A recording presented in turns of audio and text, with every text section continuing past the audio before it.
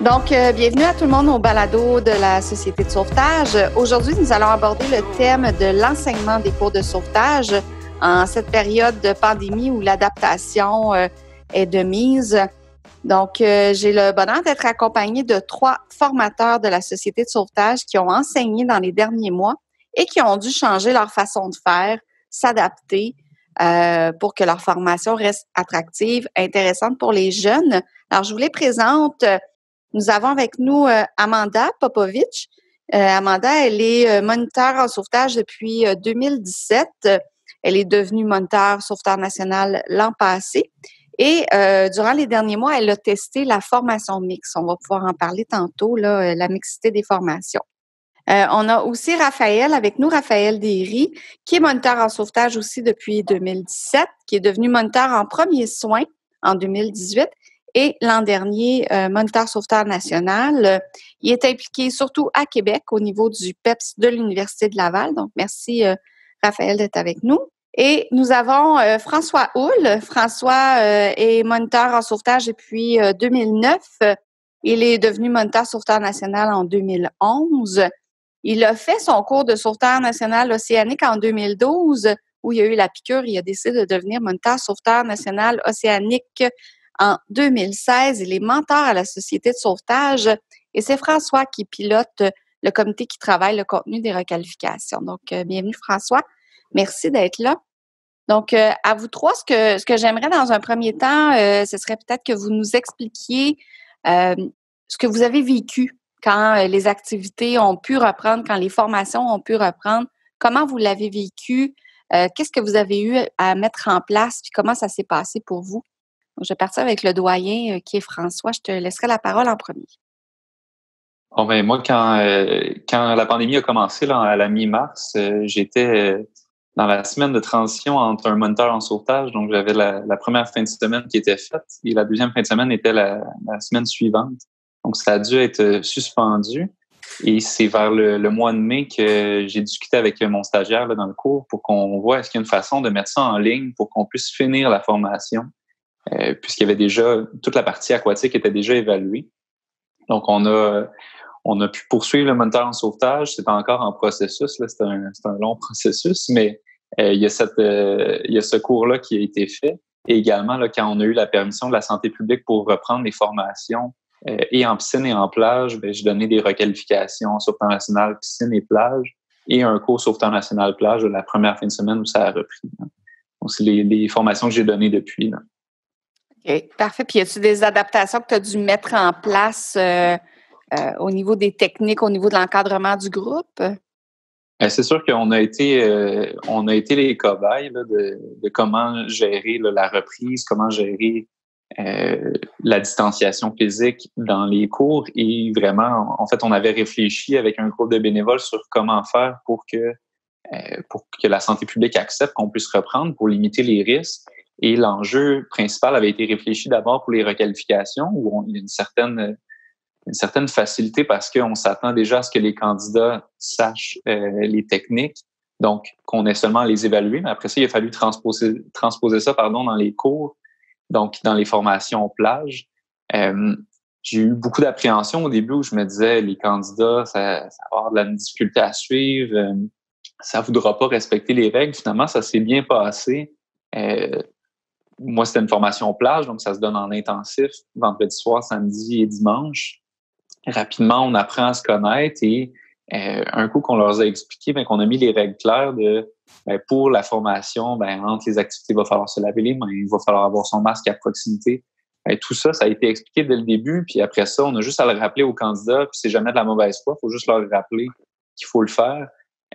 Et à partir de ce moment-là, ça se passe relativement bien. Donc, les adaptations, ça a été plutôt dans la façon d'enseigner pour diminuer le contact, trouver une façon de faire des démonstrations sans nécessairement toujours être en contact avec les candidats et donner de la rétroaction où on n'a pas nécessairement besoin de toucher les candidats.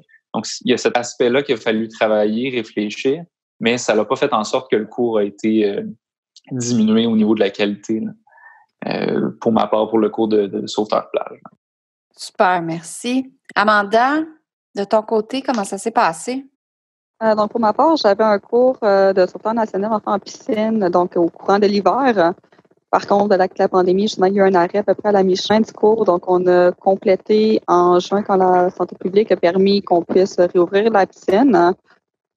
De notre côté, en fait, ce qui était un peu plus difficile a été de rejumeler les horaires des candidats avec les espaces piscine aussi qui étaient disponibles pour nous.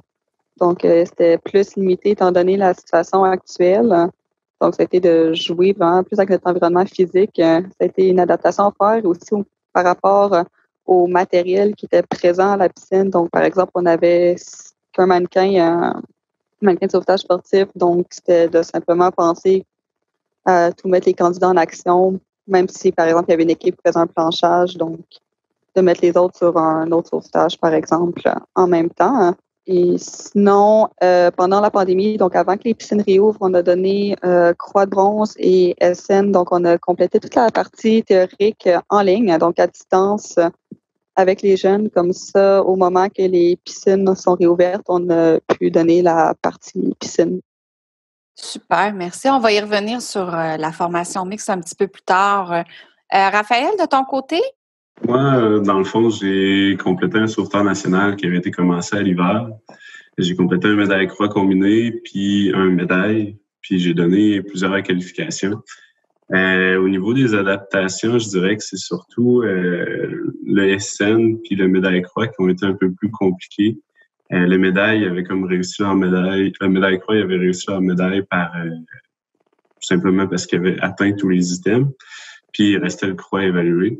Le sauveteur national, il me restait quand même je pense à peu près 4 à 8 heures, un bon 4 heures au moins de théorie que d'habitude je fais en classe. Puis là, je me ramassais plus de classe, plus de locaux pour le faire. Fait que ça a été fait comme à distance au lieu de le faire en classe. Puis je suis revenu avec eux pendant la partie piscine. Je dirais que l'adaptation, là, un des bons défis que j'ai vécu, c'était le fait que mon groupe était quand même assez proche, surtout les SN. Fait qu'ils se connaissaient tous. Puis quand je suis arrivé au premier cours, ils étaient tous à m'attendre à moins de 2 mètres l'un de l'autre, assis cordés un à côté de l'autre. Fait que ça a été quand même difficile de leur faire comprendre l'importance de faire attention et de respecter les normes qu'on avait mis en place. Ce que je comprends de vous trois, c'est que vous devez rappeler de façon régulière de garder leur distance, de porter leur masque et tout ça. Ça fait partie là, de la réalité maintenant des groupes. À part ça, est-ce qu'il y a des choses que vous avez à répéter ou des choses à mettre en place puis que les candidats ont peut-être un petit peu moins bien réagi ou comment ils réagissent les candidats face à toutes ces adaptations-là?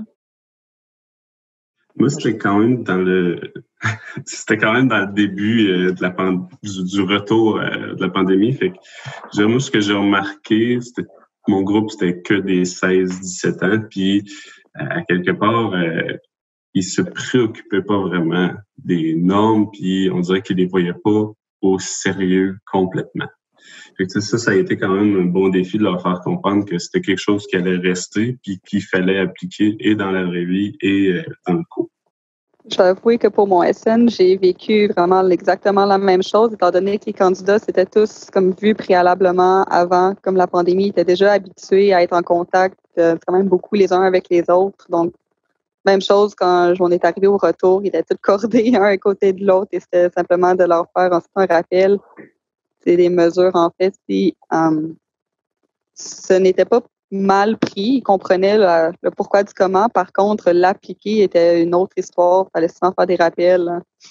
Par contre, ils ne réagissaient pas de mal par rapport à ça. Là.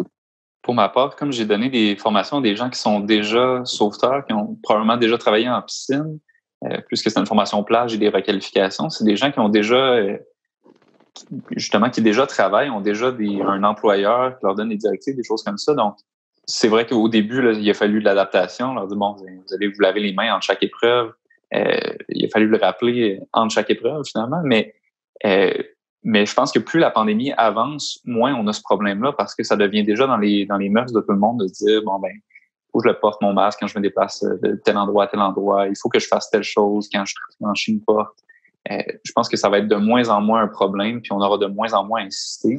Là, j'ai moins l'expérience de pandémie auprès des plus jeunes, là, peut-être les 13 à 16 ans. J'imagine que de leur côté, ça demande un encadrement plus grand. Surtout, effectivement, s'ils sont avec des amis. Ils peuvent se dire, bon, ben, comment ça se fait que j'ai une bulle de 3 personnes dans mon cours, mais que à l'école, on se côtoie beaucoup. Mais je pense qu'à leur âge aussi, on n'a pas nécessairement à leur faire raisonner tout, là, juste qu'ils comprennent c'est ça la règle, puis ça va être ça. Puis à la piscine, quand vous allez travailler, ben vous allez travailler de telle façon. Donc, ça va avec la façon dont vous faites le cours aussi. S'ils arrivent à le conceptualiser comme étant, ben mon travail, ça va être ça. Donc, je le fais aussi durant mon cours. Je pense que ça va être quelque chose qui va pouvoir se faire. Tout à fait. Vous allez avoir un peu un rôle d'éducateur, mais à un moment donné, il y a aussi une responsabilité qui appartient à chacune des personnes. Parfait. On va revenir sur la formation mixte. Amanda, tu en as parlé. J'ai dit en introduction que tu avais testé un peu ce format-là. Qu'est-ce que la formation mixte? Explique-nous donc. C'est quoi la formation mixte? À quoi ça consiste? Puis, ça va être quoi les avantages là, que ça va avoir peut-être si on l'adapte? Parce qu'il y a un atelier au Forum annuel cette année sur la formation mixte. Et donc, en fait, la formation mixte, on a pris tout le contenu davantage théorique des formations Croix de bronze, PSG et SN qu'on a ensuite mis dans un Google Classroom, là, si on veut. Là. Donc, avec les jeunes, on se mettait en ligne donc par vidéoconférence et on leur enseignait avec un support visuel, donc avec un PowerPoint, comme on ferait un peu en classe en temps normal. Là. Par contre, avec ça, on a jumelé des activités qui sont davantage interactives, comme par exemple, on avait des quiz à faire, des cahots, des Google Slides, des activités d'association que les candidats pouvaient faire, comme pour les faire participer davantage, étant donné qu'en classe, on les ferait participer aussi. Donc, le gros défi était d'adapter nos activités qu'on ferait en présentiel normalement dans un contexte qui se veut plus technologique. Hein. Assez avantageux, considérant que c'était plus accessible aux candidats au niveau de l'horaire et des disponibilités. Donc, on n'a pas besoin de prévoir les déplacements ni de mesures sanitaires ou quoi que ce soit. Et aussi, en fait, donc, quand ils sont arrivés dans le cours en présentiel, donc en piscine, ils étaient déjà prêts. Il y avait déjà toutes les connaissances théoriques qu'on leur aurait transmises pendant le cours avant d'arriver. Ça suffisait simplement maintenant de les mettre plus en pratique. Hein. C'est une formation qui a été quand même beaucoup appréciée de nos jeunes. Il y a beaucoup de points positifs qui en sont ressortis. Est-ce qu'Amanda, tu as pu réutiliser des activités que tu avais déjà bâties en les adaptant au minimum ou tu as dû repartir de zéro pour ta préparation? Je t'avoue que pour le Croix, on est reparti de zéro, honnêtement. Là. Pour les SN, par contre, ça a été plus des adaptations au minimum, là, comme tu dis. Là. Donc, les PowerPoints, on les avait déjà et c'était de transmettre certaines des activités pour les rendre, par exemple, une activité sur la qualité de l'eau, c'est qu'on associerait des paramètres d'ouverture, de fermeture de bassin qu'on aurait sur des papiers qu'on donnerait aux candidats. À ce moment-ci, à la place, on a montré un Google Slide qui pouvait associer les paramètres et voir s'il y avait bel et bien placé les choses comme il faut avec une slide corrigée qu'on faisait un retour ensemble en groupe. Ou sinon, pour des activités qu'on leur faisait faire en équipe, donc, on pouvait associer une fiche d'activité, si on veut, à 3 personnes. Donc, les 3 personnes se voyaient live en train d'éditer le même document. Ensuite, ils pouvaient le présenter aux autres pendant le cours. Hein. Donc, c'est une alternative qu'on a utilisée. Hein. Parce que je comprends qu'en bronze, la partie théorique est peut-être un peu plus complexe, mais en sauveteur national, moi, je réfléchis à ma banque d'activités, là, presque tout se transpose à l'écran. Oui, ça se transpose quand même très bien. Hein. On peut même leur envoyer le fichier d'avance, qu'ils le regardent. On peut le faire tous en même temps. Exactement. Ouais, c'est exactement ça ce qu'on a fait en SN aussi. Ils sont souvent plus donc plus autonomes. Là. Donc, c'est quand même plus facile à ce niveau-là pour eux d'être en mesure comme de compléter les activités et d'être responsables pour eux-mêmes, de vraiment prendre le temps de bien les faire. Là. Et en Croix, il y a quand même moins de contenu qu'un SN, on s'entend. Donc, ça a été comme vraiment plus d'adaptation à ce niveau-là pour aussi les garder challengés, les garder actifs, même si c'était en ligne. Hein. J'avais une question pour toi aussi. T'as-tu remarqué une différence quand ils sont arrivés en format piscine puis rendus à l'examen à la fin au niveau de leur capacité à travailler en équipe, des trucs du genre? Parce que souvent, je sais pas pour les autres, mais en classe, même pendant la théorie, j'essaie de les faire travailler ensemble puis de développer cette espèce d'aspect-là du travail d'équipe. Y avait-il une différence vu qu'ils ont été comme chacun de leur côté puis qu'ils se sont pas côtoyés autant ou t'en as pas remarqué vraiment? Honnêtement, j'en ai pas remarqué autant. C'est sûr que dès le premier cours en présentiel, ils se connaissaient pas autant que si ce serait connu, par exemple, au premier cours, si on aurait été dans une classe en vrai. Par contre, sont tous des candidats qui sont sont impliqués, ils ont envie de faire leur formation, fait que ça n'a pas été long que les liens se sont tissés puis que le travail d'équipe c'est comme enclenché. Aussi, je pense qu'en ayant comme des bulles, ça leur permet d'apprendre plus à travailler avec les mêmes gens puis à développer un meilleur travail d'équipe. Le résultat, comme final, par exemple, si je pense au rendu à l'examen, j'aurais pas vu de différence à savoir si les candidats auraient fait une formation en ligne ou s'ils l'auraient fait en vraie personne dans une classe. Je sais pas si vous avez fait là, seulement l'enseignement en ligne en direct. Là. Moi, j'ai essayé aussi de m'enregistrer puis de faire des activités où je peux leur envoyer, ils le font de leur côté, puis je leur faisais une espèce de devoir pour vérifier que il y a bien eu une écoute, puis il y a bien eu quelque chose qui a été fait. Donc, j'ai fait ça pour le moniteur en sauvetage où je trouvais que ça s'appliquait bien parce que, comme on l'avait déjà commencé, là, comme j'ai dit tout à l'heure, on était dans le milieu, donc je voulais pas leur refixer des rendez-vous pour des rendez-vous Zoom pour tout ça. Je me suis dit, je vais faire toutes les activités puis ils vont le faire de leur côté, mais ça a relativement bien fonctionné. C'est sûr qu'il y en a qu'il faut que je talonne un peu plus pour dire, oublie pas de faire ton activité, j'attends ton retour, mais ils peuvent l'écouter quand ils veulent, ils peuvent le faire quand ils veulent. Moi, j'ai un retour, je m'assure que donc ils ont bien complété le devoir, donc je vois qu'ils ont compris la matière. Puis ça permet qu'ils fassent ça à leur rythme, à son bon moment. Puis moi, ça me permet d'avoir mon enseignement qui est prêt pour toutes les autres fois. Après ça, je vais pouvoir réutiliser ces vidéos-là, ces activités-là. Donc, j'ai trouvé ça intéressant aussi là, comme façon de fonctionner. Je comprends que ça s'applique pas nécessairement à tout. Là.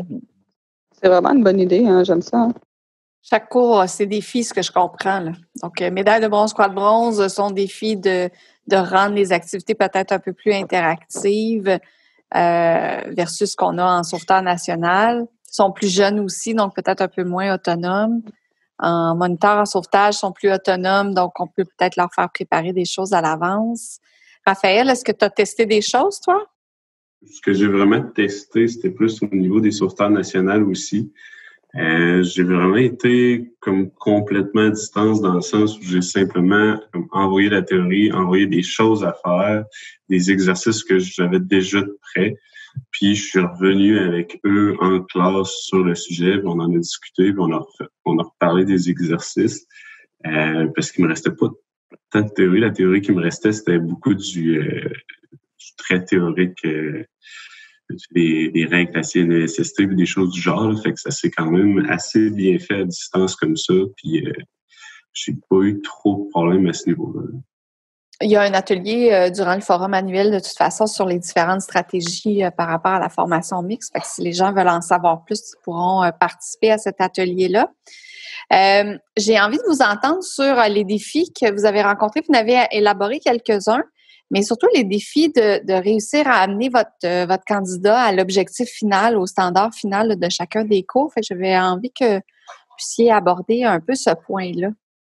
J'avais commencé un petit peu tantôt là, à parler un peu des enjeux, puis que, tu sais, pour moi, c'était important que mon cours il soit pas d'une moins bonne qualité que si on était en période normale. Moi, je voulais pas faire du nivellement par le bas où je me dis, je vais faire une démonstration, puis s'ils n'ont pas compris, ils n'ont pas compris. Donc, on a essayé j'avais un stagiaire, donc ça a facilité quand même certaines choses. Je peux faire des démonstrations avec lui, on formait comme une bulle, mais outre ça, même si on est seul, je pense qu'il y a quand même des stratégies qu'on peut trouver pour éviter de toujours être en contact avec des candidats. C'est par exemple, la première fois qu'on démontre une habileté, je comprends qu'il faut une certaine démonstration.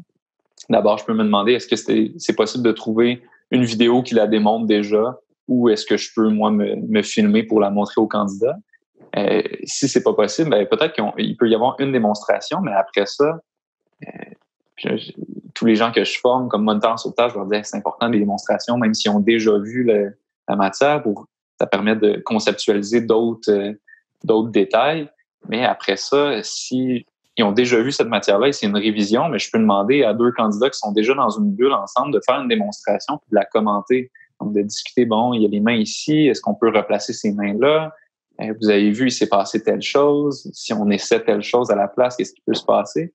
Donc, on n'a pas besoin de faire toujours nous-mêmes la démonstration.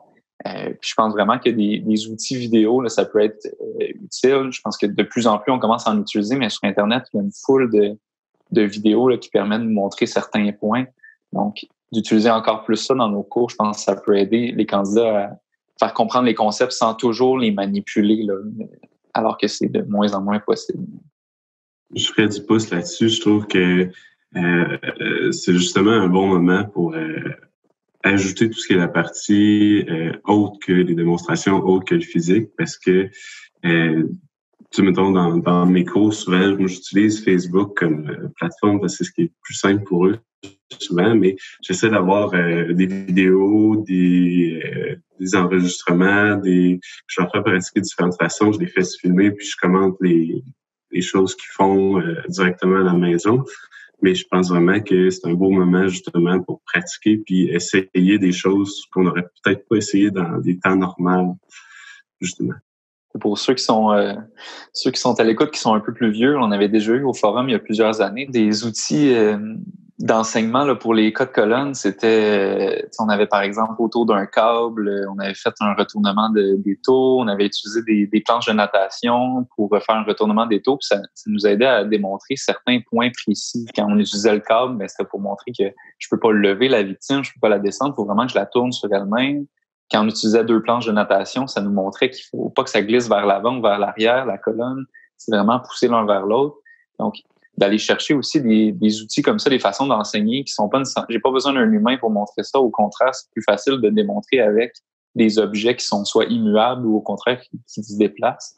Je parle de cas de colonne parce que c'est souvent un enjeu là, pour si on veut que les candidats se touchent moins, mais quand je veux aller chercher un point précis de mon enseignement, un objectif précis, non pas juste pratiquer les cas de colonne, d'aller chercher des façons d'enseigner comme ça qui, on a lancé là au début que tout le monde a fait le webinaire que pour les évaluations, le plus possible d'utiliser le mannequin, puis on comprend qu'un mannequin, là, ça bouge pas, on saura pas si la colonne se déplace, mais il y a d'autres façons de le vérifier, pas en évaluation de fin de cours, mais comme moniteur, quand j'enseigne, il a l'air étrange son étau, je peux aller le vérifier sur d'autres choses que juste sur un humain. Ça peut m'aider même à mieux le voir que d'habitude. Faut pas oublier qu'on reste toujours basé sur des principes, hein? Exact. Pas nécessairement sur des techniques aussi. Là, ça fait quelques années qu'on parle de ce sujet-là aussi dans les forums annuels. Si vous aviez à parler aux moniteurs là, qui sont en train en ce moment de se casser la tête à planifier leur session automne, qu'est-ce que vous leur recommanderiez? Qu'est-ce que vous leur diriez de faire là, pour qu'ils passent une belle session? C'est quoi vos recommandations? Moi, je leur conseillerais en premier de vraiment s'assurer de bien lire le guide qui a été mis en place par la Société de sauvetage. Je pense que ça va éclairer vraiment beaucoup par rapport aux normes, quoi faire, quand faire. De là, au pire, se faire un aide-mémoire un peu plus synthèse qui est en lien avec chaque thème. Des fois, ça peut aider aussi de faire un rappel aux candidats qui ont fait un sauvetage. OK, gang, on n'oublie pas, l'aide doit attendre sur le bord avec son masque de procédure et ses gants. Le sauveteur, on fait la sortie, après on va sécher notre visage, on met notre masque, nos gants et on continue, ainsi de suite. Donc, pour ma part, j'ai trouvé comment leur faire des rappels entre chaque bloc, leur permettait de s'assurer que vraiment les mises à jour COVID étaient vraiment en place. Donc, personne n'oubliait rien, c'était clair pour tout le monde, il n'y avait pas d'ambiguïté. Donc, je pense que commencer avec ça serait une bonne chose. Je suis vraiment très d'accord avec ça. Là. C'est de répéter.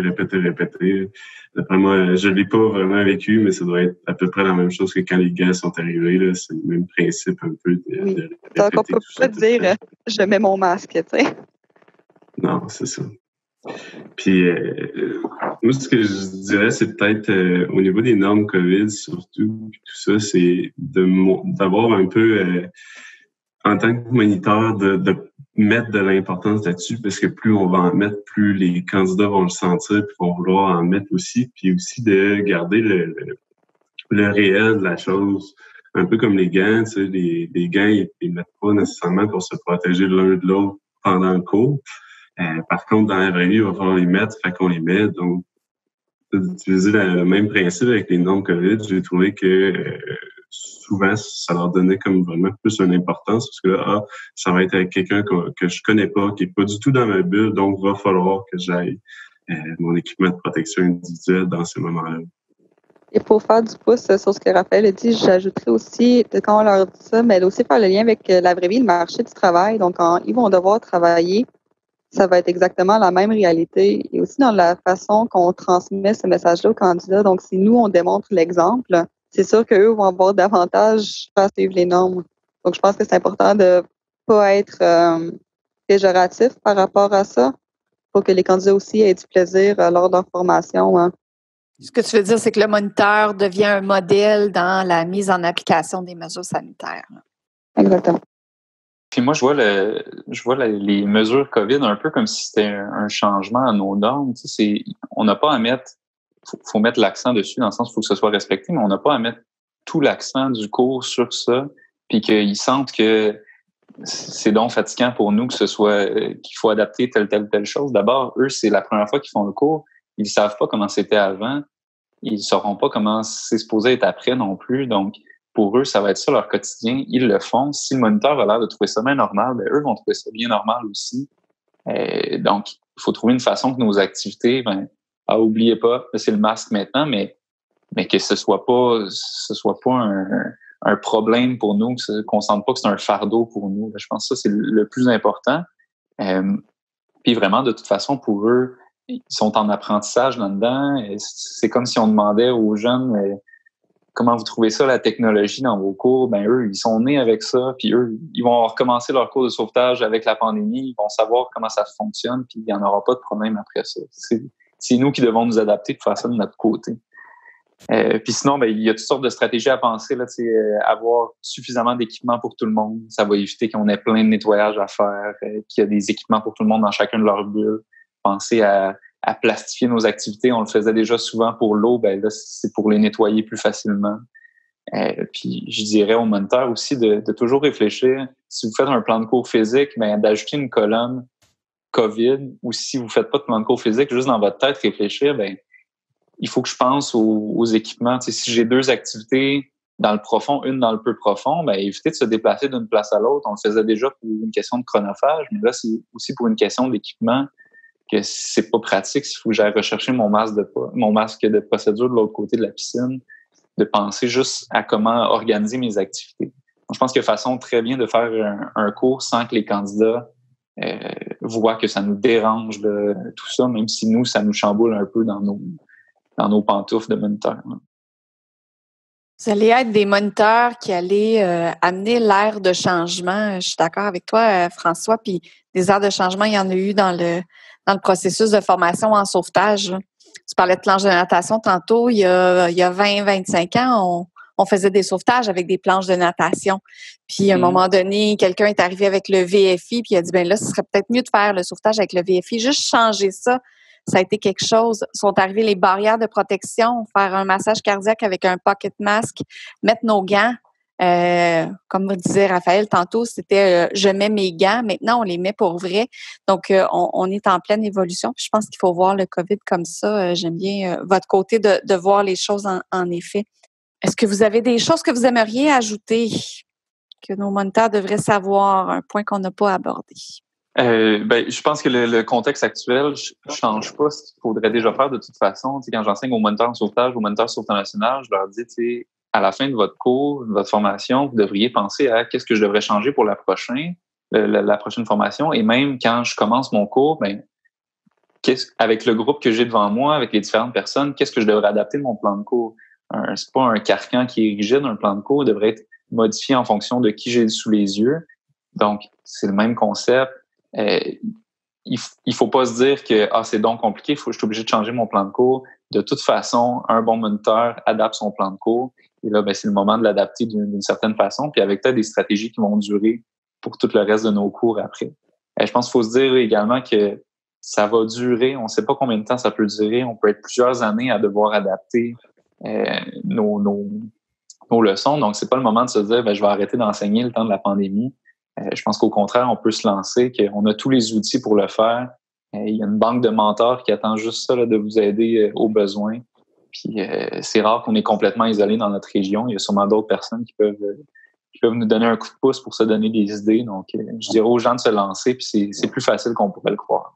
Merci. Merci à vous trois pour votre générosité, puis d'avoir partager votre expérience. Comme François l'a dit, il y a des dizaines de mentors qui sont bénévoles à la Société de sauvetage qui peuvent aider les moniteurs, les formateurs qui auraient des questions, qui voudraient adapter ou qui sont dans une impasse, qui savent pas trop comment mettre en place un item ou un item d'apprentissage. Donc, n'hésitez pas à nous contacter via l'adresse courriel alerte@commercialsauvetage.qc.ca. On vous mettra en contact. Merci à vous trois. Bonne session automne parce que je sais que vous allez tous enseigner. Puis, merci.